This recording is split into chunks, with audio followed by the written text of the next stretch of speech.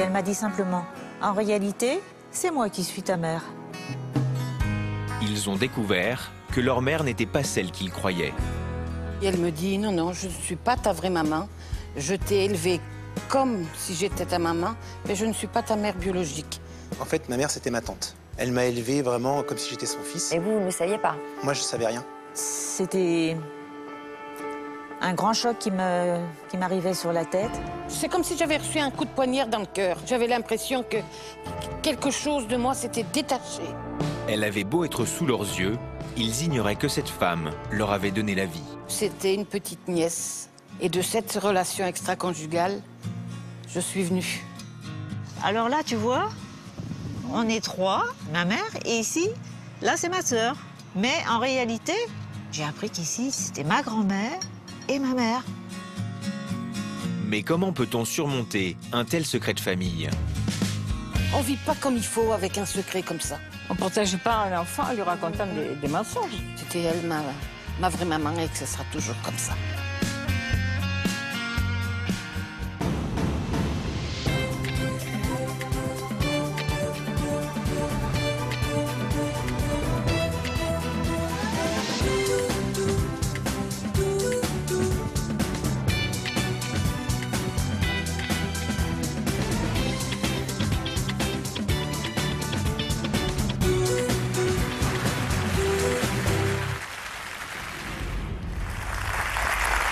Bonjour à toutes et à tous et merci de passer ce début d'après-midi en notre compagnie. Bonjour Dominique. Bonjour. Merci d'être avec nous. Vous avez répondu à un appel à témoins posté sur notre page Facebook. Qu'est-ce qui vous a poussé à venir sur notre plateau aujourd'hui? Alors, je me suis reconnue dans le titre. C'était un sujet qui me tient à cœur. Et j'avais envie de parler pour clarifier un peu mes idées, voir ce qui, provenant du passé, pouvait me gêner dans mon présent. Pourquoi avoir décidé de dévoiler publiquement votre passé? Parce que dans le privé, c'est parfois difficile, c'est des fois gênant, curieusement. C'est plus facile parler. de le faire publiquement? Oui, et puis je voulais faire un genre de briser des tabous aussi, me libérer. Un genre de coming out. Un coming out. Général. Voilà, tout à fait. Alors, c'est grâce à vous que nous allons découvrir notre thème du jour. Vous avez d'ailleurs écrit un texte spécialement pour l'occasion et vous allez nous le faire partager. On vous écoute.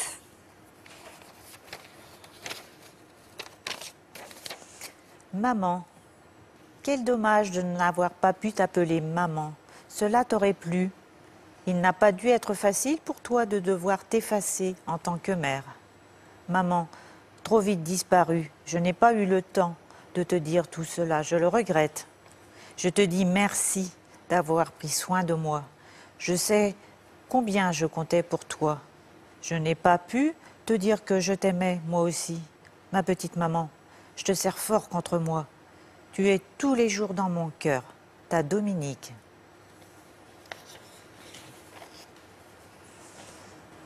Alors, pour comprendre le sens de ces mots, on va ouvrir la première partie de notre émission intitulée « Confier à une autre ». Et on va remonter à 1962. Vous aviez 10 ans à l'époque. Quelle découverte avez-vous faite à cet âge-là, à 12 ans? Alors, c'est très exactement à 10 ans que j'ai appris que la personne que je pensais être ma mère était ma grand-mère et que celle que je pensais être ma sœur était ma mère biologique. Qui vous a fait cette révélation?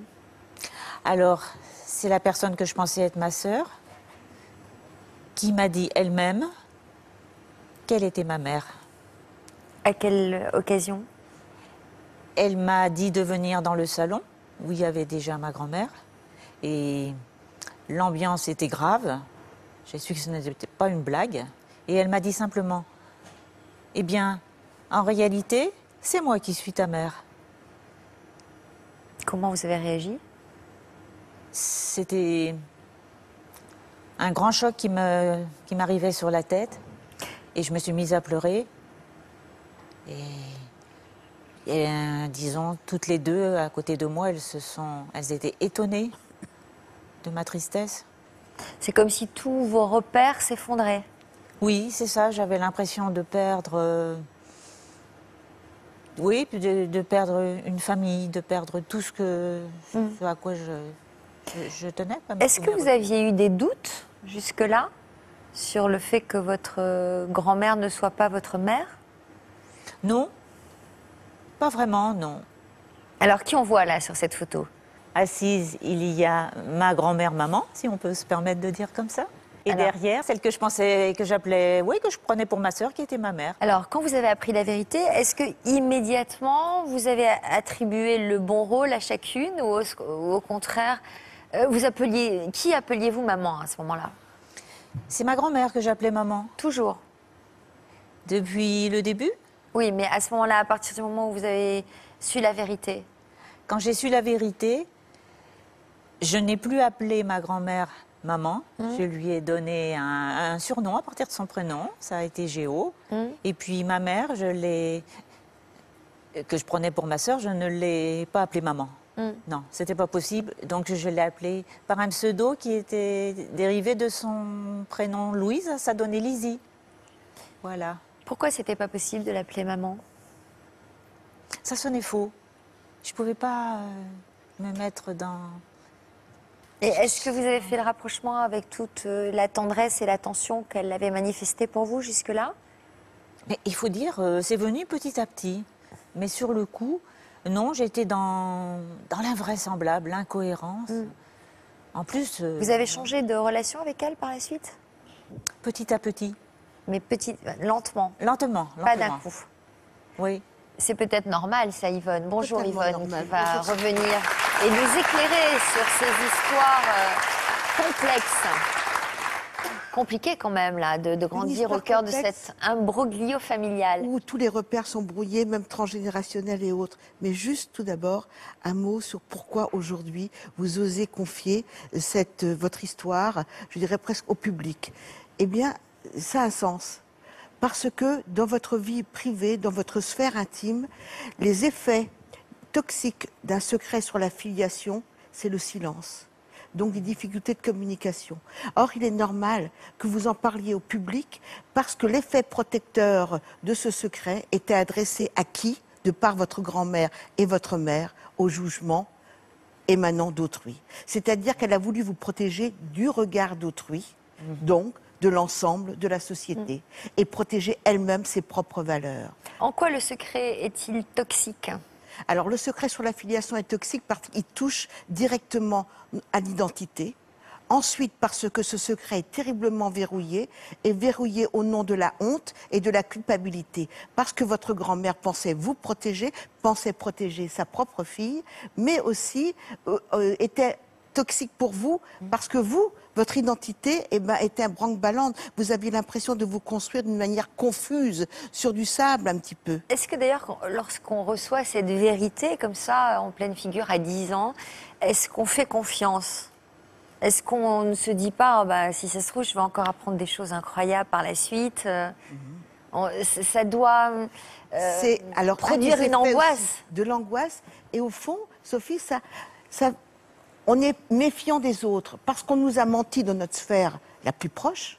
Et pourquoi l'extérieur continuerait pas à nous mentir? C'est ça. Donc, on est méfiant, un peu parano, on recherche si ce qu'on nous dit est authentique et on fait en sorte de se protéger à notre tour d'autrui et de l'environnement. Ça vous est arrivé, ça, de sentir que vous étiez méfiante? Oui, tout à fait. J'ai des fois l'impression que les gens cherchent trop à savoir. C'est peut-être pour ça que vous avez envie de vous libérer aujourd'hui. Oui, probablement. Catherine, bonjour.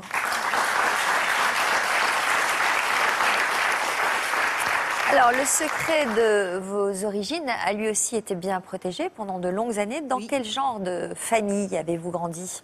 Dans une famille parfaite, plein d'amour, et j'étais très heureuse. Donc très heureuse. Très heureuse. On s'occupait bien de vous. On s'occupait bien de moi.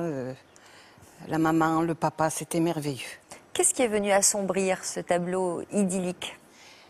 Mon papa a pris une maladie et il est décédé quand j'avais 16 ans. Voilà. Voilà, il avait un cancer du fumeur. Donc cette nouvelle vous a bouleversé. À bouleverser, oui, probablement. parce que j'étais très proche de mon papa et de ma maman aussi, mais une fille est un peu plus proche de son papa, comment on dit. Et donc ça a détruit cet équilibre Oui, et cette beaucoup. harmonie familiale. Beaucoup, beaucoup, beaucoup. Et 3 mois après le décès de votre père, Oui. lors d'un banal déjeuner de famille, Oui. on vous a fait une révélation sur votre identité. Oui. On dînait avec ma tante et puis ma maman, celle que je croyais ma maman. Et elle me fait une révélation. Elle me dit, écoute, ton papa, c'est ton papa, mais je ne suis pas ta maman. Alors je la regarde, je lui dis, tes blagues, c'est pas marrant, quoi. Elle me dit, elle se met à pleurer. Et puis elle me dit, non, non, je ne suis pas ta vraie maman. Je t'ai élevée comme si j'étais ta maman, mais je ne suis pas ta mère biologique. Ta mère biologique, elle est encore vivante. Et bon, ben, ça a été un coup de massue, quoi. Je suis restée, j'avais sans voix, je suis restée sur la Est-ce qu'elle chaise. vous a révélé l'identité de votre mère biologique? Oui, Elle vous a dit quoi? que c'était une petite nièce à elle-même. C'était une petite nièce. C'était rien pour mon papa, c'était par alliance avec ma belle-mère, mais que c'était une petite nièce que ma maman avait dit de venir, quoi, comme ça, pour rester à la maison, pour lui tenir compagnie. Et alors donc cette petite nièce, elle a eu une relation avec votre papa? Elle a eu une relation extra-conjugale avec mon papa. Voilà. Et de cette relation extra-conjugale, je suis venue. Et elle était au courant, celle que vous Non, pensiez être votre pas du mère, de tout. cette relation extra-conjugale? Pas du tout. Elle a été au courant à quel moment? Au moment de l'accouchement de ma mère biologique à l'hôpital, elle est venue et puis elle lui a demandé, elle lui a dit, écoute, tu vas me dire qui c'est qui t'a fait ça? Alors elle a baissé la tête et puis tout le monde appelait mon papa patron. Et puis ma belle-mère, elle devait un peu douter. Elle a dit, c'est le patron qui t'a fait ça. Elle a baissé la tête et elle a dit oui. Donc elle avait des soupçons. Oui et non, parce que mon papa, il faut le dire, mon papa, il aimait beaucoup les femmes. Donc elle devait avoir des soupçons. Mais pas avec la petite nièce, non. Donc, apprenant cela, quelle a été sa réaction? Ma belle-mère a dit, mais moi, je divorcerai pas, et puis c'est tout. Bon, et donc c'est elle qui a proposé de vous élever? Elle n'a rien proposé du tout, mais quand ma mère biologique est partie, bon, on reste une semaine, avant on restait une semaine à la clinique, ni un regard, ni rien, elle est partie, elle a retourné chez ses parents. Sur vous? Oui, rien. Donc, en fait, votre belle-mère n'a eu d'autre choix que de... Et elle ne pouvait pas avoir d'enfant, ma belle-mère. Alors, elle a fait une pierre de coups, quoi. Elle m'a élevée. J'étais très, très heureuse. Beaucoup d'amour. Mon papa, tout de suite, ça n'a pas été... Parce que c'était quand même un enfant d'une relation un petit peu extra-conjugale. Mais après, ça a été... Sa fille, c'était quelque chose. Et vous la voyez, cette Je l'ai nièce, vue cousine? à l'âge de 58 ans. Ah, pas avant? Pas avant. Non, parce que j'ai vécu ma vie, je me suis mariée, j'avais mes enfants, mais voilà, c'est... Parce que quand vous l'avez appris, là, on revient à ce dîner familial, comment vous avez réagi, vous? Ah, je vous dis, le ciel m'est tombé sur la tête, j'ai regardé ma belle-mère, ma tante, je suis sortie dans le jardin. Pendant 1 heure, je suis restée dehors, j'allais d'arbre en arbre, de fleur en fleur. Je ne savais plus où j'étais. J'ai pleuré, ça m'a vraiment fait... C'est comme si j'avais reçu un coup de poignard dans le cœur. Bah ouais. J'avais l'impression que quelque chose de moi s'était détaché. C'était détaché. Et en avez voulu à et votre belle-mère? Non. Non. Donc, au bout d'une Pas heure, du vous tout. êtes revenu? Je suis revenue vers ma maman et puis je suis tombée à genoux devant ma maman, on s'est embrassés. Que vous appelez toujours votre maman, Eh manifestement. oui. Et vous lui avez dit quoi? Je lui ai dit que c'était elle, ma vraie maman, et que ce sera toujours comme ça. Voilà, c'est une sacrée histoire d'amour quand même. Une très ça. belle histoire Hein, d'amour, parce que Yvonne. Catherine a tout de suite été adoptée, mais quasiment à la naissance. Donc, c'est vrai que le lien d'attachement, le lien sécuritaire, s'est fait avec votre maman. Et je crois que si ce secret sur votre filiation a été tellement bien verrouillé, c'est parce qu'elle voulait investir totalement sa maternité auprès de vous. Oui. En revanche, ce que vous dites, Catherine, est très intéressant parce que la révélation d'un tel secret, on a toujours l'impression d'être amputé d'un seul coup de quelque chose. Ah oui. Alors, bien sûr, il y a la révélation, ça fait mal, c'est un choc. Et après, eh bien, on peut pardonner ou alors Voilà, oui. gommer. Oui, gommer. Voilà, une fois que c'est dit. Ah oui. Non, moi, j'ai pardonné parce que vraiment, c'était de l'amour filial. Hein. Voilà. C'était vraiment quelque chose de merveilleux. Donc vous avez à la fois pardonné et gommé, puisque vous avez gardé le secret Mais pendant je gardais 58 ans. oui, j'ai gommé, ça m'a fait mal pendant 58 ans. Hein. Bon, vous avez enfoui alors. Ah oui, parce que quand j'ai perdu ma belle-mère, je me disais, quand je restais seule chez moi le soir, je me disais, mais t'as quelqu'un, t'as de la famille, t'es toute seule. Enfin, j'avais mes enfants, mais c'était pas pareil. Je me disais, mais tu peux pas aller voir cette famille. Et puis, bon, ben, j'enfouissais un petit peu ça dans Et pourquoi vous êtes là aujourd'hui? C'est pour dire que les secrets, il faut pas les garder. Si longtemps. Si longtemps, oui. Il faut pas les. C'est pas bon.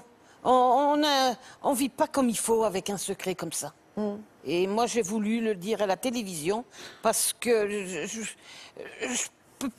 chaque fois que je parlais de ce secret, bon, mes enfants encore, mais dans la famille de mon papa, dans la famille de ma belle-mère, tout de suite, il n'y a pas de secret. Non, faut pas garder le secret. Moi, je suis contente parce que mon secret sera plus un secret. On va saluer à présent Christophe. Bonjour Christophe. Alors vous, Christophe, vous avez choisi de témoigner de manière anonyme afin de protéger l'identité de votre mère biologique. Vous avez vous aussi grandi sans le savoir auprès d'une mère donc qui n'était pas la vôtre. Hein? Oui, tout à fait. Qui était votre mère exactement? En fait, ma mère, c'était ma tante. C'était ma tante et en fait, elle m'a élevé vraiment comme si j'étais son fils. Et vous ne le saviez pas? Moi, je ne savais rien. Qu'est-ce que vous saviez de cette grande tante quand vous étiez enfant? Que c'était ma mère. Pour moi, c'était ma mère. Et en fait, j'ai vécu ça jusqu'à l'âge de 14 ans sans savoir que ce n'était pas mes vrais parents. Et aucun doute, Si, j'avais... certaines choses auraient pu vous alerter? Si, parce qu'en fait, je ressemblais ni à ma mère, ni à mon père. Et je sentais, il y avait une petite voix qui me disait que qu'il y avait quelque chose qui s'était passé quand j'étais jeune. Expliquez-nous. En fait, ce qui s'est passé, c'est que quand j'étais... en fait, ma mère adoptive, je ne savais pas que c'était ma mère adoptive, elle est tombée malade. Et en fait, un soir, elle m'a fait asseoir sur un lit. Et elle m'a dit, voilà, je ne suis pas ta maman, je suis malade. En fait, tu es une maman qui est belle, qui est plus jeune que moi. Alors moi, je l'ai arrêtée, je dis, mais qu'est-ce qui se passe? Je ne comprends pas. Et elle me dit, oui, en fait, ta maman vit à Paris. Et en fait, ta mère, c'était ma nièce. Alors, nous découvrirons comment vous êtes parvenu à percer ce secret à jour dans quelques instants. Et vous qui nous regardez, comment réagiriez-vous dans un tel cas de figure? Eh bien, n'hésitez pas à réagir à l'émission sur notre page Facebook ou sur Twitter. A tout de suite après une courte pause.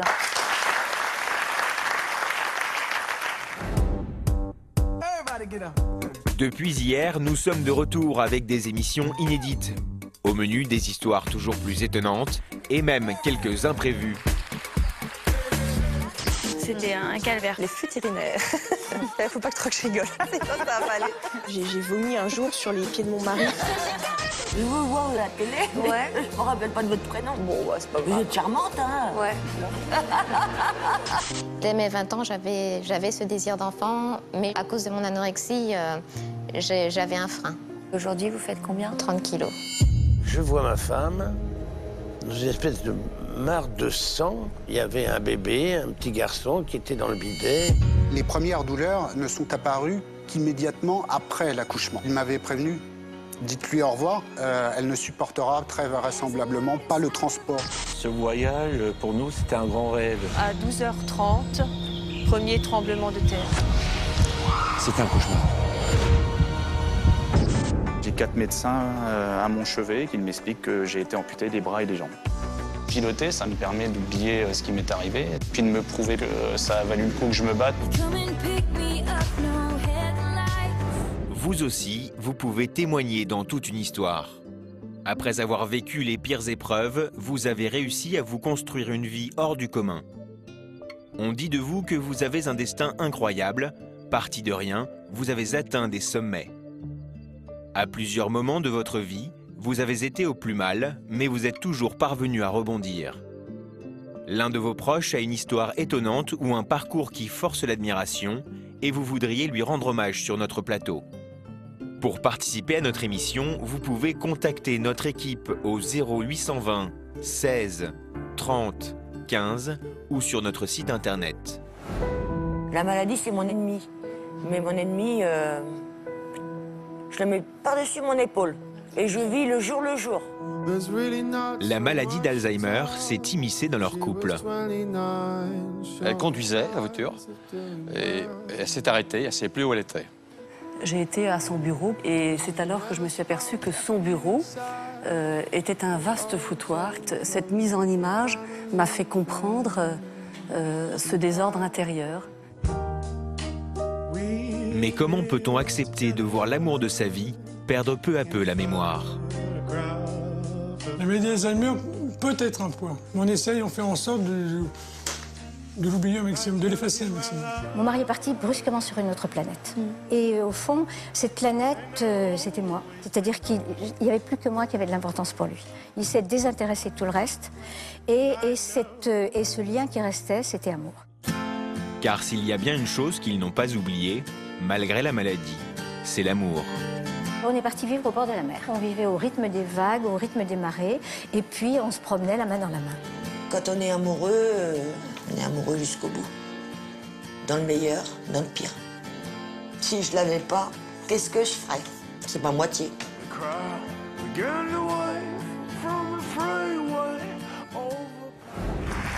sommes de retour pour la suite de toute une histoire. Ce sont des témoignages incroyables que nous confient nos invités cet après-midi. Ils ont grandi auprès d'une femme qui avait tout de la mère parfaite et pourtant, ils ont découvert sur le tard qu'ils n'avaient pas finalement le même lien de sang avec elle. Leur mère était en réalité celle qu'on présentait comme leur sœur, leur cousine ou leur tante. Alors Christophe, on va revenir à votre histoire. Vous nous confiez il y a quelques instants que vous aviez toujours eu le sentiment que vos parents n'étaient pas vos parents quand même, hein, que quelque chose clochait, oui, pour reprendre vos termes. Cette intuition était fondée puisque alors que vous aviez 14 ans et que votre mère est tombée malade, elle vous a fait une révélation. Elle vous a expliqué qu'en fait, elle n'était pas vraiment votre mère et que votre mère était beaucoup plus jeune qu'elle et elle était votre... Eh bien, en fait, c'était ma tante. Qui? Ma mère adoptive. Que votre mère adoptive était votre tante. Voilà. Et en fait, eh ben, que ma mère biologique était la nièce de ma mère adoptive. D'accord. Donc, sur le coup, qu'est-ce que vous avez ressenti? Ben, ça ne m'a pas vraiment choqué parce que je m'attendais à quelque chose comme ça, sans y penser. Mais comme j'avais aucune ressemblance avec mon père ni avec ma mère, pourtant j'adorais ma mère. Voilà, ça ne m'a pas surpris. Moi, j'avais que 14 ans, donc je n'ai pas cherché à comprendre plus loin ce qui se passait. Et vous la connaissiez, cette tante? Du tout. Je l'avais juste vue en photo, mais je ne savais pas que c'était ma... Votre mère? Ma mère. Donc, en fait, pour moi, c'était une cousine. Et on vous avait dit que c'était une cousine? Oui, tout à fait. Puis elle était petite. Sur les photos, elle devait avoir 10-15 ans, donc il n'y avait aucun trait de ressemblance. Et alors, quand vous l'avez... vous avez demandé à voir d'autres photos? Quand vous l'avez appris? Pas du tout, non. En fait, comme ma mère adoptive était très malade, ben, j'ai surtout pensé à elle, parce qu'il lui restait peut-être 6 ou 7 ans à vivre. Ah oui. Donc, je ne me suis pas posé plus de questions. Moi, j'étais en plus à l'époque sportif de haut niveau, donc j'avais mon sport, je vivais très bien, parce que mes parents m'ont vraiment élevé comme si j'étais leur propre enfant. Donc, j'ai laissé faire la vie comme ça. Donc, au fait, vous avez gardé tout votre amour pour votre mère adoptive? Oui. En fait, encore aujourd'hui, je l'aime comme ma vraie mère. Sans chercher à avoir de contact avec votre mère biologique Non. à ce moment-là? Non, du tout. Donc après le décès, parce qu'hélas, votre mère adoptive, elle est décédée combien de temps après cette révélation? 7 ans. 7 ans. Là, après son décès, vous avez ressenti le besoin d'en savoir plus sur cette cousine éloignée, entre guillemets, qui vous avait donné la vie. Vous gardez quel souvenir de la première fois où vous lui avez parlé? Déjà, je l'ai vue au téléphone, elle m'avait envoyé des photos. Et après, elle est venue 2 semaines après où j'habitais. Quand vous l'avez eu au téléphone, elle a été surprise de vous entendre? Non, elle m'a parlé comme si j'étais son fils, mais elle voulait que je l'appelle maman. Mais elle vous a expliqué ce qui s'était passé au téléphone? Elle m'a dit qu'elle m'avait eu très jeune et que pour elle, c'était pas possible de m'élever. Donc elle m'avait confié à une famille qui était en fait dans la famille. Et elle en avait souffert? C'est ce qu'elle m'a dit, oui, c'est ce que j'ai compris sur le moment, mais en fait, en la connaissant après, je pense pas qu'elle en a souffert, mais bon, c'était comme ça. Voilà. Après, en fait, ce qui s'est passé, c'est qu'après, elle est venue. Alors, donc 15 jours après ce coup de téléphone, vous vous êtes fixé rendez-vous et elle est venue vous voir. Elle est venue, donc en fait, j'ai vraiment cette image encore dans la tête. J'avais donc 21 ans. Elle est arrivée et en fait, elle m'a regardé chez moi, devant chez moi. Ouais. Et en fait, elle est arrivée avec une voiture de sport et elle s'est pris le trottoir. Et elle a ouvert la porte, elle est sortie, elle est restée en plein milieu de la route et elle est venue vers moi comme si on s'était vu, comme si on se connaissait.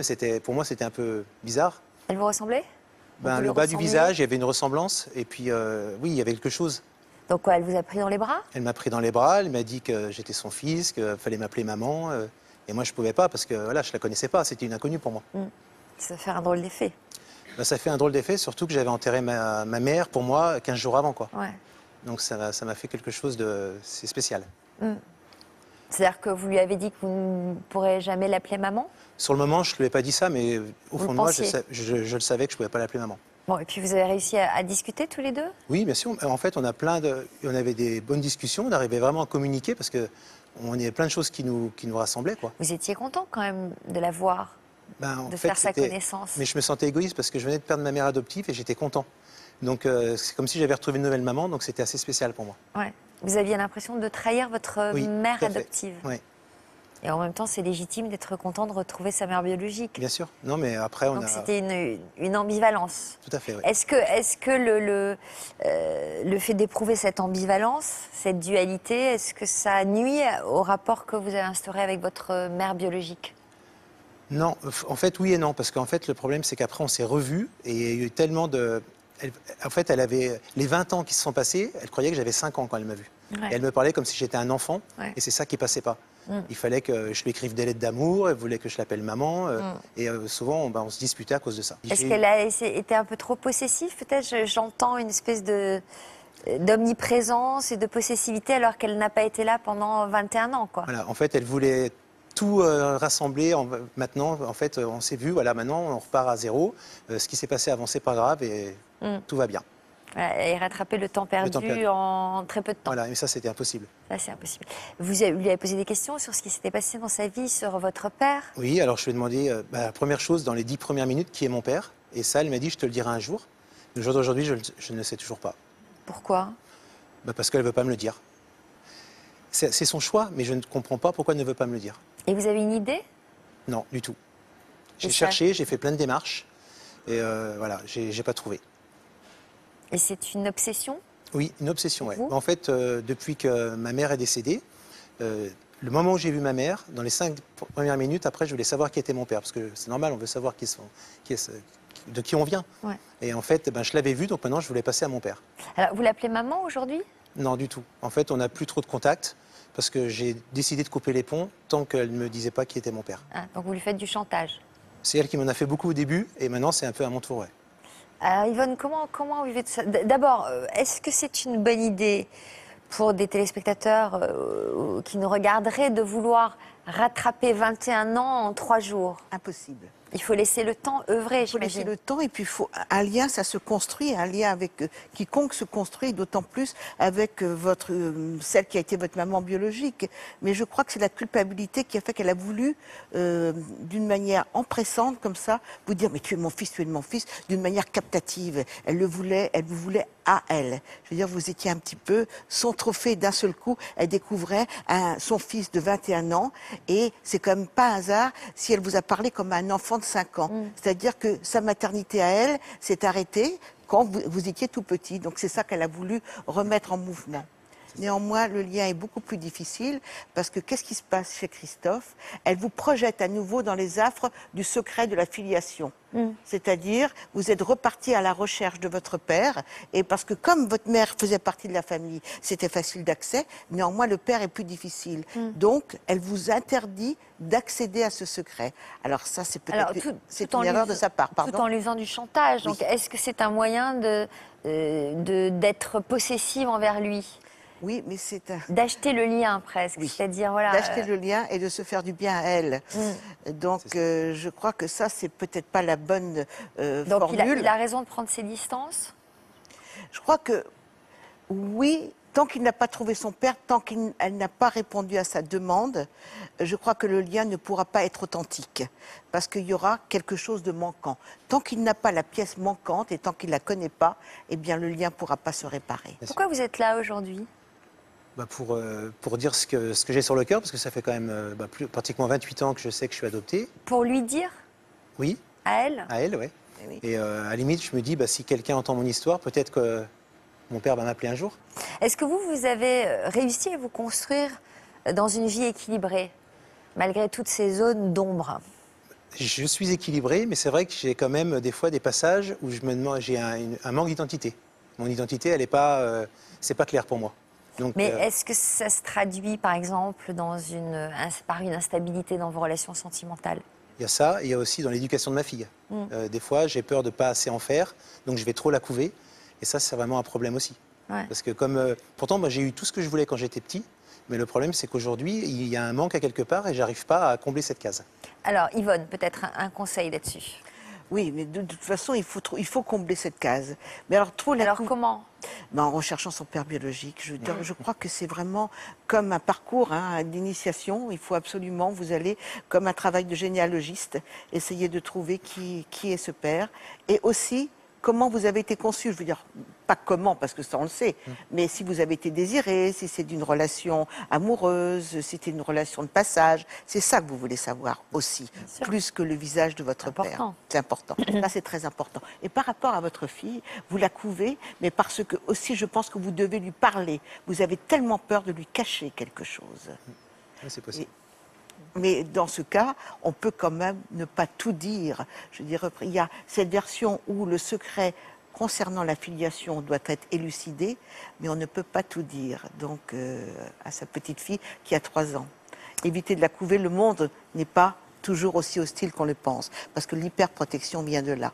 Et on retrouve la méfiance qu'a Dominique quand on est victime d'un secret sur la filiation, on se méfie de tout. Donc vous la protégez. On va accueillir Nicole à présent. Bonjour Nicole.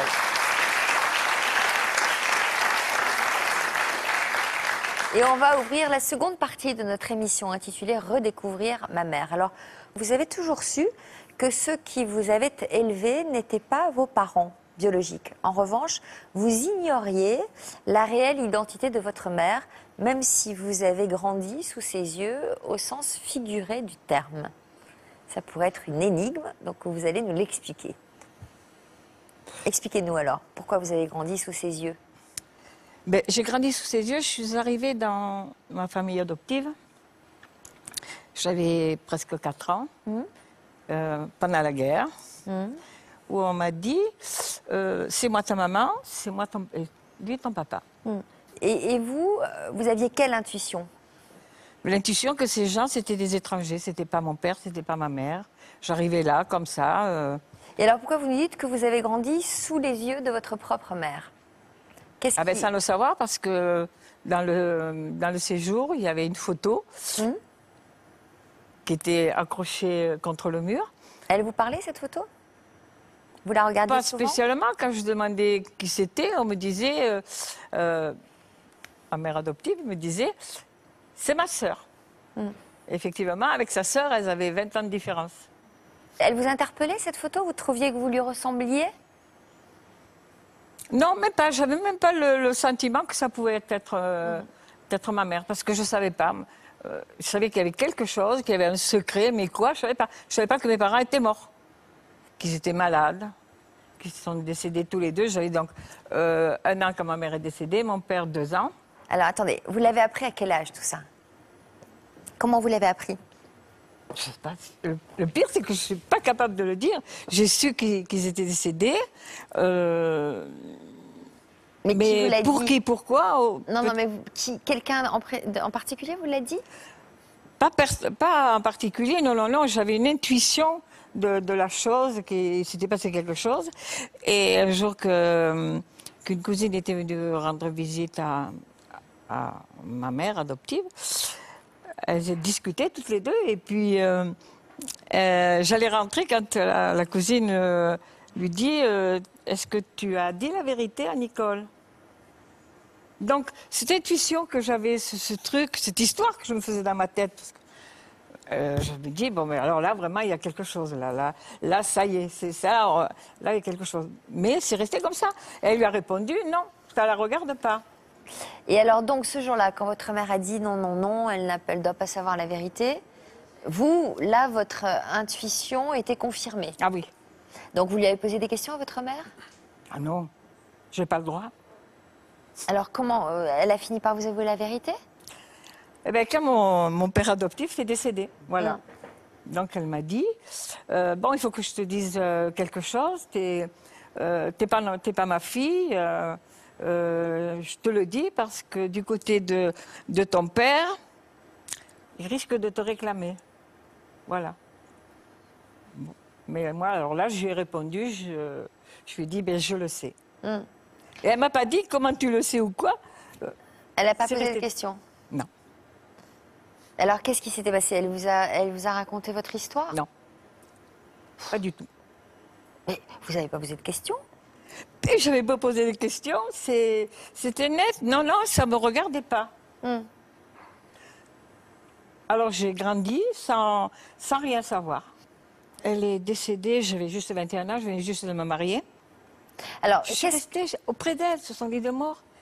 J'attendais qu'elle me parle jusqu'au dernier moment, me raconter mon histoire. Parce qu'elle n'est pas morte du jour au lendemain, elle a été... Je suis quand même restée plusieurs jours. Vous lui posiez des questions? Je ne posais pas de questions. Je pense que c'était son secret à elle. Elle me protégeait de quoi? Je ne sais pas. Parce qu'il n'y a pas à protéger. On protège un enfant en lui disant la vérité. On ne protège pas un enfant en lui racontant des mensonges. Alors, comment vous avez appris la vérité sur votre histoire? Ah, ben après son décès? Ça s'est dévoilé petit à petit, comme ça. Après son décès? Ah oui. Qu'est-ce que vous ressentiez pour elle? Pour votre mère biologique? J'ai jamais ressenti. Mère adoptive? J'ai jamais ressenti ce que peut ressentir un enfant envers sa mère. Pour moi, c'était pas ma mère et ça m'était très dur. Très dur, ça va peut-être surprendre dans la famille, ça m'était très dur d'appeler maman, de dire le mot maman. Comment vous savez, hélas, qu'un enfant peut ressentir pour sa mère?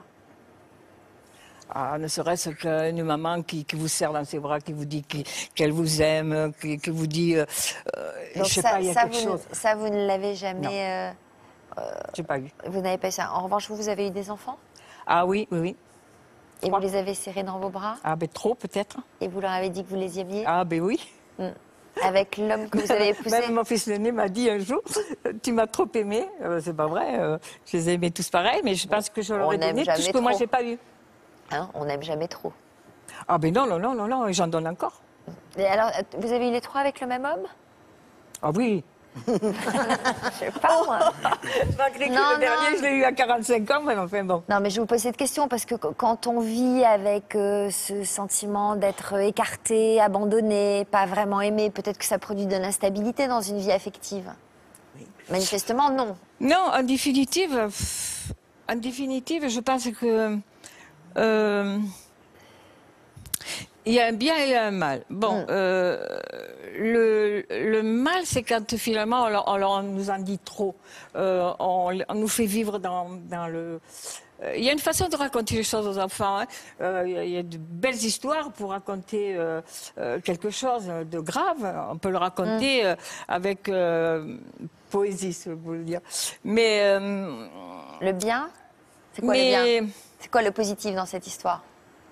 C'est que ça vous a peut-être obligé... Ça m'a endurci, quoi. Ça vous a obligé peut-être à foncer dans votre vie à vous? À foncer, à surmonter les handicaps, tout ce qu'on peut rencontrer au cours d'une vie. Hein. J'ai 77 ans, donc j'en ai rencontré des choses. Hein. Vous avez 77 ans? Oui. Bah dites donc, ça conserve alors.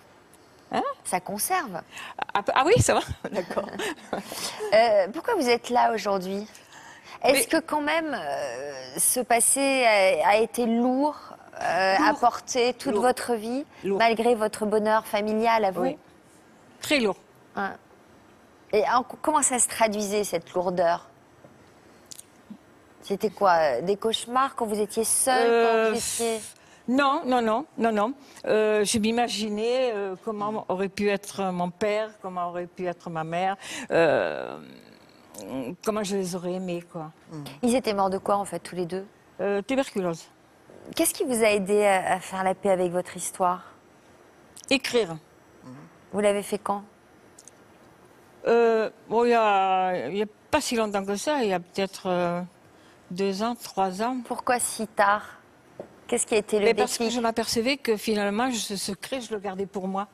Et puis j'ai compris un jour, bon, parce qu'on y pense tout le temps à notre vie, hein,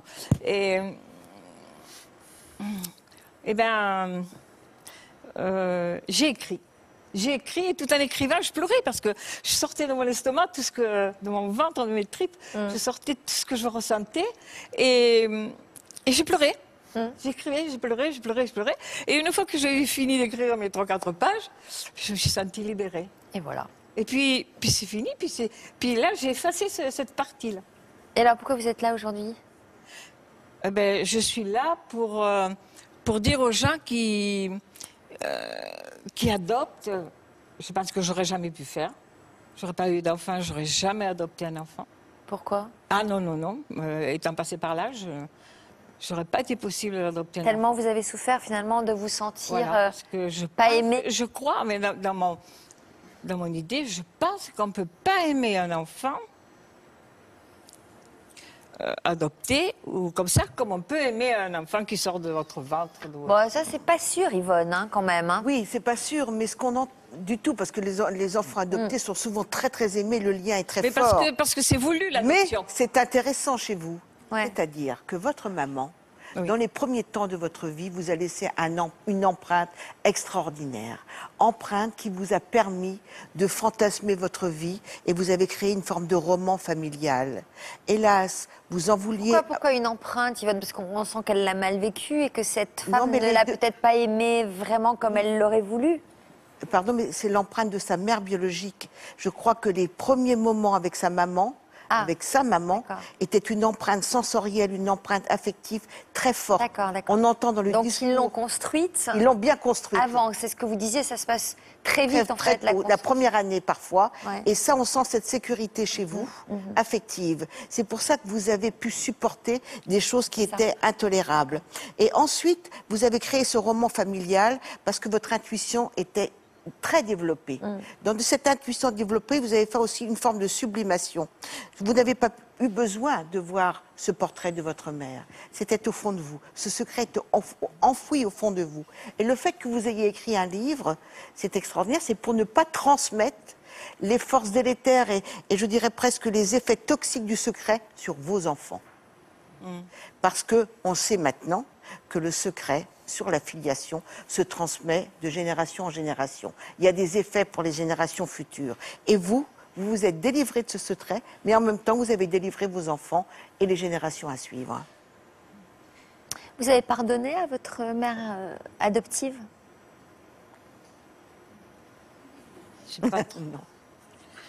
Non. Non, j'ai pas pardonné. Oui. Jusqu'à son dernier souffle, je pensais qu'elle m'aurait dit quelque chose. Alors, elle m'aurait dit la vérité, carrément ce qui s'était passé. Je leur ai dit merci. Je leur ai dit merci de m'avoir quand même pris avec toi. Ça m'a évité d'aller à droite et à gauche dans les placements. Et comme elle n'a rien voulu me dire, elle est restée murée dans son... Je n'ai pas pu le sortir. Parole. Vous lui en voulez parce qu'elle vous a volé votre histoire. Elle m'a volé mon identité parce que Non, mais j'ai jamais porté mon nom. Alors, non seulement on vous vole votre identité, on vous vole tout, on vous forge à leur façon. Vous êtes en colère encore? Oui. Vous êtes encore en colère? Oui. Oui. Ah oui? Ah oui. Ah, vous êtes encore en colère? Ah oui, oui, oui. Oui, oui. Moi, quand j'entends des histoires où on cache des choses à... Mais un enfant, il est prêt à écouter tout, un enfant. Je ne comprends pas qu'on puisse... On ne dit pas pour le protéger, mais je pense que l'enfant, il est prêt à tout écouter. Moi, on m'aurait dit, bon, ton père, il est mort, ta mère, elle est morte, ils sont morts tous les deux de maladie. Eh bien, j'aurais fait ma vie sur ça, sur eux. On m'aurait parlé d'eux. Mais jusque-là, non, je ne sais rien. Et alors, en plus, vous l'avez appris à 14 ans. Est-ce qu'il y a un bon âge pour apprendre Alors, ce surtout genre pas de 14 ans, effectivement. Ben, parce voilà. que c'est là, Pourquoi en période d'adolescence, où finalement on est dans une posture identitaire, on est en mutation, si vous voulez.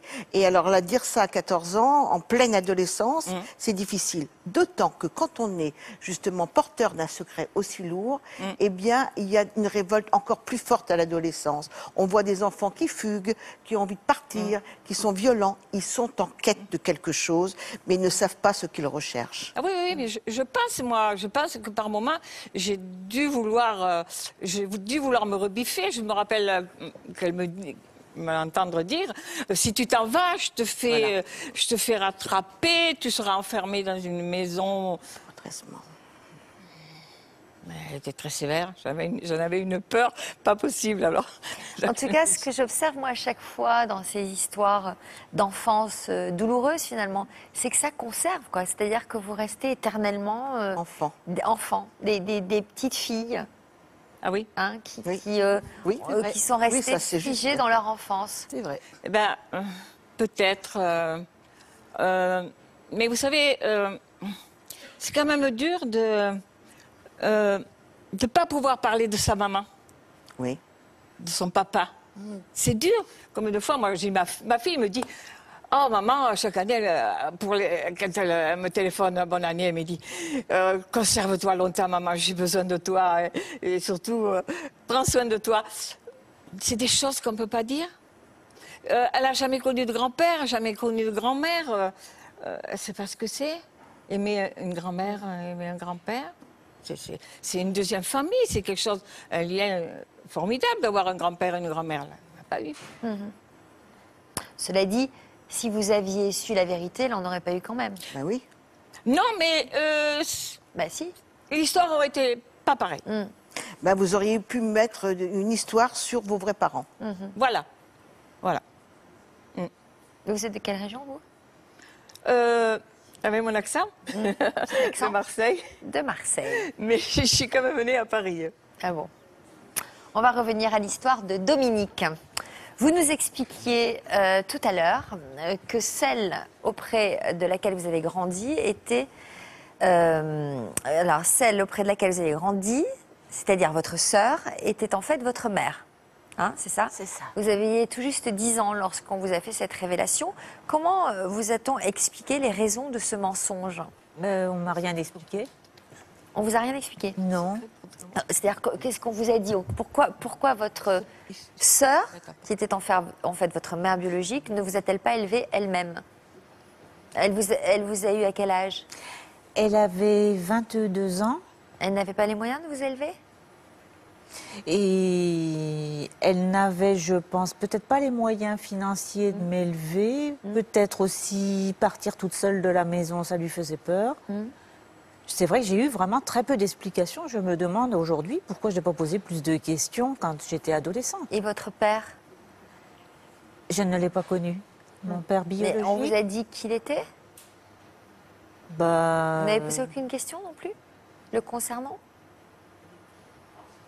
J'en ai posé plus tard, mais on m'a dit qu'il n'était pas bien fameux, donc ça m'a... Je me suis dit, bon, ben, on ne va pas persister dans ces questions. Parce on ne va pas creuser. Non, non. Alors, plus de 50 ans se sont écoulés depuis cette révélation. Pourtant, vous portez toujours le poids du secret. Et c'est ce que nous allons découvrir tout de suite en images, sans repère. C'est le titre du reportage que nous vous avons consacré.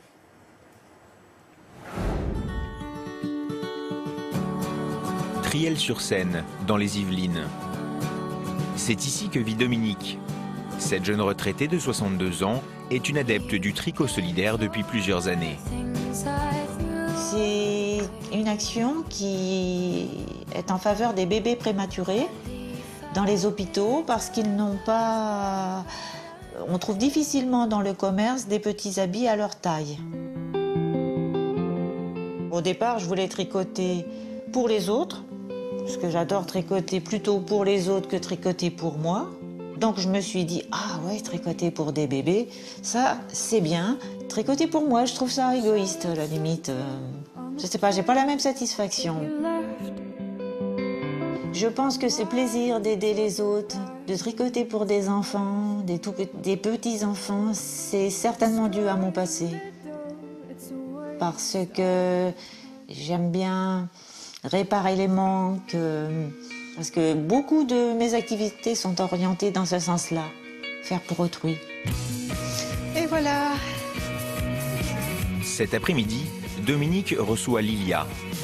Les deux femmes se connaissent depuis 30 ans et pourtant, c'est la première fois que Dominique lève le voile avec elle sur son enfance. Je voudrais te faire voir quelque chose. Hein, regarde. Alors là, tu vois, on est trois. Je sais pas si tu me reconnais, là. Oui.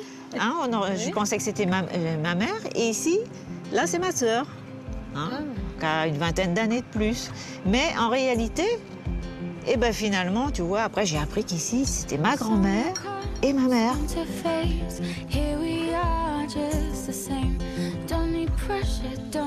Ah, c'est pas anodin, hein. Ça me fait à la fois plaisir, très plaisir d'avoir des preuves du passé, de me voir, et de voir les autres aussi. Mais en même temps, ça me fait penser, ça me fait repenser à des questions qui sont restées sans réponse. On a presque envie de revivre l'histoire d'une autre façon. C'est la décision de ta mère surtout. Ben, c'est sûr. Et de ta grand-mère. On ne sait pas, c'est le préjugé. Alors toi, tu n'as rien à voir dedans. En essayant de m'adapter. Voilà, de t'adapter, d'oublier, oui, de bien dans ta peau, c'est tout.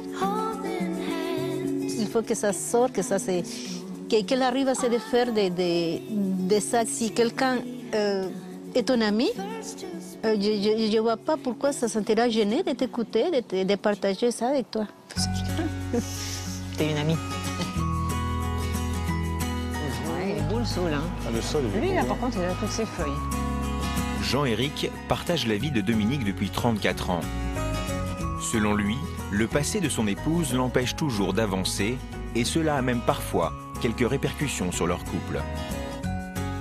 Cette histoire a eu certains impacts sur sa vie de femme. C'est pas toujours évident à vivre. Elle ne fait jamais de projet. Penser à demain, le week-end qui vient, des vacances, j'en parle même pas. C'est de la fiction.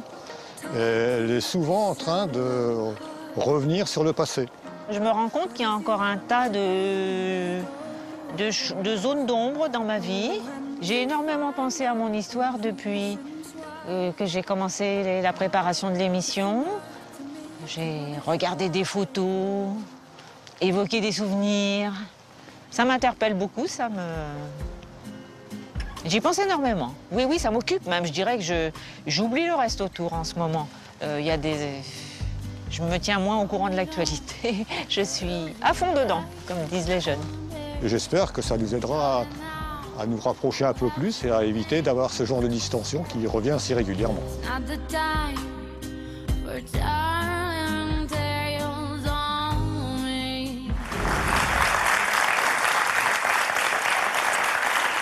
Alors, votre mari, que l'on vient de découvrir dans le reportage, a toujours été au courant de votre histoire, mais vous avez mis des années avant de la raconter à votre fille. Oui. Qu'est-ce qui vous retenait de le faire? J'ai le sentiment que je ne voulais pas troubler la belle harmonie qu'il y avait dans notre famille, surtout vis-à-vis de les rapports qu'elle avait avec ses grands-parents maternels. Voilà. Une fois qu'on a commencé, oui, peut-être j'ai reproduit le secret moi aussi. Donc en fait, vous avez attendu que votre fille ait 11 ans, c'est-à-dire l'âge auquel vous-même vous avez appris que votre mère n'était pas votre mère. Hélas, oui. Donc vous avez reproduit un schéma. Le même schéma. Oui. Alors, il y a aussi une autre chose qui m'a marqué dans le reportage, c'est que votre mari dise que vous avez du mal à vous projeter dans l'avenir. Comment ça s'explique, ça, Yvonne? Peur de l'imprévu. Je crois que Dominique est quelque part figé par des schémas dus au secret. C'est-à-dire l'évitement, vous évitez. Donc de cette place d'évitement, vous avez peur d'aller vers quelque chose que vous ne pourriez pas maîtriser. Autre chose, peut-être que vous vous dites aussi que vous vous adaptez à l'autre. Mais vous vous adaptez, vous savez pourquoi? Comme si vous restiez quand même l'enfant caché. Il y a quelque chose en vous qui reste caché. Vous n'arrivez pas à être authentique avec vous-même, à être spontané. Tout est programmé, si vous voulez. Et le futur, pour vous, vous n'arrivez pas à vous projeter non plus, parce qu'il y a quelque chose qui manque du passé. Donc vous êtes dans une démarche obsessionnelle pour savoir qui est ce père biologique. Pourquoi vous êtes ici aujourd'hui? Qu'est-ce que vous attendez de notre émission? D'être plus ouverte, aux autres, de faire, comment dirais-je, de voir sous un autre angle mon passé, pour que ça me bride moins. Vous nous avez confié, pour revenir sur ce que vient de dire Yvonne, que vous n'aviez jamais l'impression d'être naturel. Voilà, ça c'est Vous avez toujours l'impression de jouer un rôle. Oui. Ça c'est sûr, oui. Ça c'est vrai. Vous disiez, Yvonne? Alors on met en place bien souvent, quand on ne sait pas tout de son histoire, ce qu'on appelle une forme de faux moi. Et donc vous avancez avec des images ou des attitudes qui ne sont pas en accord avec ce que vous êtes vraiment. Vous vous masquez. Oui. Par exemple, vous avez des exemples de situations précises où vous avancez masqué? Bon, je vais me permettre de faire allusion à ma fille, justement, puisqu'elle a remarqué cela. Elle me dit, maman, mais tu as vu comme tu n'es pas naturelle quand tu salues les voisins. Ça m'a quand même un peu sidérée, et c'est vrai. Pourquoi? Comment vous les saluez, les voisins? Je sais pas, je prends mon élan, et puis je dis, bon, pour que tout soit bien, que ce soit parfait, faut donner une bonne image. Vous avez dit une phrase qui est très importante. Je veux donner une bonne image. Est-ce que vous savez que le secret, votre secret, a été fabriqué pour cela? C'est pour que votre grand-mère et votre mère et vous-même aient une bonne image au regard d'autrui qu'il a été fabriqué. Et vous, vous avez exactement la même attitude que l'attitude de votre grand-mère et de votre mère. Que vont-ils penser de moi? Eh bien, on est, je ne sais pas combien d'années après, mais les regards d'autrui ne pensent pas obligatoirement ce que votre grand-mère pensait qu'il penserait. Donc je crois qu'il faut quitter le fait de vouloir absolument plaire à tous et avoir absolument une bonne image de vous-même à offrir à votre entourage. Soyez vrai, authentique et centré sur l'essentiel, c'est-à-dire vous et votre famille. Et alors là, Dominique se dit, bah, moi je veux bien, hein, mais...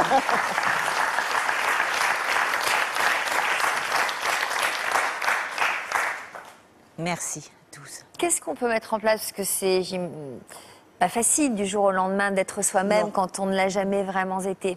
C'est là où les thérapies un petit peu comportementales sont importantes. C'est-à-dire que vous avez un objectif. L'essentiel pour vous, c'est d'être authentique. Dès lors qu'il y a une attitude ou une pensée qui s'éloigne de votre objectif, vous la balayez. Mais ça, c'est un exercice quotidien. Systématiquement balayer ces idées, ces pensées négatives qui vous éloignent de votre objectif principal, à savoir être vous. Donc faire du ménage, balayer, balayer. Exactement, Sophie. La métaphore est excellente. Très simple. Catherine, vous avez découvert à l'adolescence que votre vraie mère était en fait votre cousine. Votre père avait une relation extra-conjugale avec cette jeune femme. Oui. Après cette révélation, vous avez décidé de construire votre vie sans vraiment vous retourner et en tout cas de manifester à votre mère adoptive toujours le même amour. Parce que c'était elle que vous considériez être votre vraie maman. Voilà. Moi, mes parents sont décédés, mais ils sont toujours là, quoi. Je suis toujours avec eux. Alors justement, à quel moment avez-vous ressenti le besoin de la rencontrer, votre mère biologique? Parce que je suis allée une fois à un enterrement d'un oncle et il savait que la famille savait que je savais ce secret. Alors ils m'ont dit, écoute, nous on a le numéro de téléphone d'une de ses sœurs, ta mère biologique, on te le donne et tu en fais ce que tu veux. Et j'ai téléphoné. J'ai téléphoné à une sœur et elle m'a dit, écoute, nous on serait ravis que tu viennes nous voir. Et puis écoute, mais pour rencontrer ta vraie mère, c'est difficile parce qu'elle te rejette. Elle te rejettera tout le temps. Parce que bon, elle n'a pas eu ce qu'elle a voulu, quoi. Voilà. Oui, parce qu'elle, elle aurait aimé... Elle aurait aimé prendre la place... En fait, elle aurait aimé prendre la place de votre belle-mère, mais pas vraiment vous élever, puisqu'elle vous a quitté sans un regard, je me souviens. Oui, elle aurait été à la place de ma belle-mère, elle m'aurait élevée, mais bon, des fois, elle aurait pris une nounou ou quelque chose comme ça, mais... Alors, vous l'avez quand même rencontrée? Oui, à 58 ans. Et quel souvenir gardez-vous de cette rencontre? Un très bon souvenir. Je suis arrivée le premier jour, j'étais chez sa sœur, accueillie chez sa sœur, j'ai été très bien accueillie. Et le lendemain, on a été voir ma vraie mère. On sonne, on ouvre la porte, puis elle me fait « Ah, j'embrasse personne, hein. » Mais je lui dis « Je viens pas pour t'embrasser. » Je lui dis « Je viens te voir pour que je ne puisse pas mourir idiote. » Je lui dis « Voilà, je voulais juste te connaître ce que tu pensais, de ce que tu as fait. » D'abandonner un enfant comme ça, alors que tu pouvais m'élever. Ah oui, donc carrément, vous y êtes allé avec des reproches dès le début. Oui, parce que j'avais une haine contre elle. Ah bon. Je ne peux pas concevoir qu'on puisse abandonner un enfant. D'accord. Que ce soit un petit ingrat. Et vous l'avez tutoyé tout de suite, comme ça? Oui, on se tutoyait déjà. Vous lui ressembliez? Pas du tout. J'ai toute la tête et la corpulence de mon papa. Vous dites ça comme si c'était un soulagement? Oui. Mais vous verriez une photo, je sais, c'est tout craché mon papa. Bon. Ouais. Alors, elle a quand même répondu à vos questions? Oui, elle a répondu à mes questions, mais très sèchement.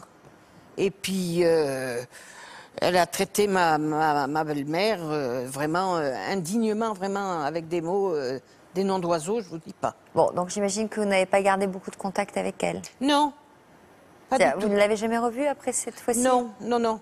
Une fois, je lui ai téléphoné. Ça doit être douloureux quand même pour vous. Oui, c'est douloureux pour moi. Parce que je sens que j'ai une attache. Je dis pas une affection, non. Mais depuis que je suis née, j'ai jamais eu d'affection d'elle. Mais j'ai une attache quand même. De la famille. Enfin, je sais pas, il me semble qu'il y a quelque chose en moi qui ressort, qui te dit, mais enfin, t'étais pas toute seule. Et puis, ben si, malheureusement. Et alors, vous êtes dans quel état d'esprit aujourd'hui? Ah, ben moi, aujourd'hui, maintenant... Elle est toujours en vie? Elle est toujours en vie, bien sûr. Vous aimeriez lui dire quelque chose? Oui. Quoi? Moi, j'aimerais lui dire, écoute, tu m'as abandonné comme un sac de pommes de terre, quoi. Et puis, comment t'as pu faire ça? Moi, je me demande. Et comment t'as pu blesser ma belle-mère comme tu l'as fait avec mon père? C'est pas possible, ça se fait pas, ça. Et bon, peut-être que j'aurais voulu avoir, quand je suis venue te voir à 58 ans, que j'aurais voulu avoir, non pas de l'amour filial, mais un tout petit peu, une affection, une amitié. Non, tu ne m'as rien donné. Je mourirai pas idiote. Ça veut dire quoi, je mourirai pas idiote? Parce que je la connaîtrais. Je l'ai connue, voilà, tout simplement. Ouais. Une fois, elle m'a dit, oh, mais parce qu'elle savait que j'allais venir, quelques jours avant, elle m'a dit, mais je veux pas que tu me... Laisse-moi vivre. Alors, je lui ai répondu, écoute, ça fait 58 ans que je te laisse vivre. Je lui ai dit. Est-ce que vous seriez prête à lui pardonner si elle venait vers vous? Là, vous me posez une colle. Et aussi faire une autre lecture de cette phrase, « Laisse-moi vivre ma vie ». C'est-à-dire que quand elle vous voit, ça réactive aussi sa propre souffrance. Ah oui.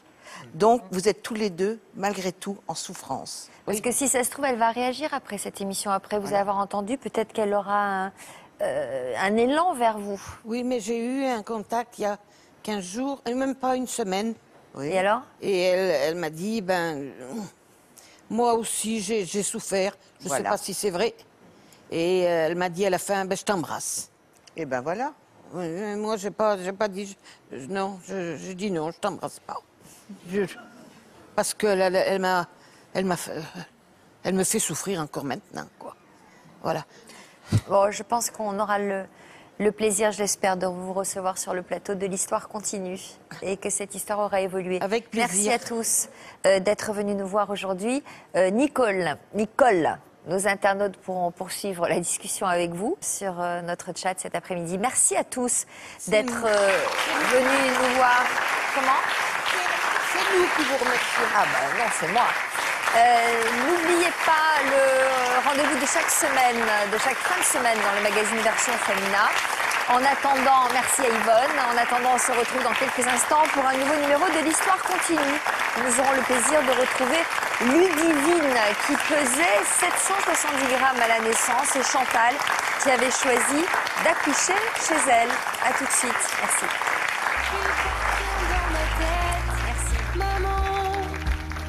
J'ai perdu le goût de la fête.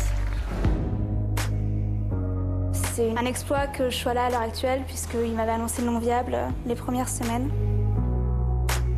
Ludivine était née prématurée, à seulement 6 mois et demi de grossesse. Il y a un concours qui est très important pour ceux qui souhaitent devenir prof, ça s'appelle le CAPES. Vous avez terminé à quelle place? Première nationale en 2005.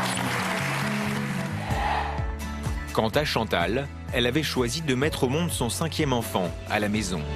Comment vous vous sentez-vous là, à l'approche du terme? Alors, très impatiente de rencontrer mon bébé. Un peu d'appréhension vis-à-vis de la douleur. Chantal a-t-elle pu accoucher chez elle? Comment s'est déroulée cette naissance hors du commun?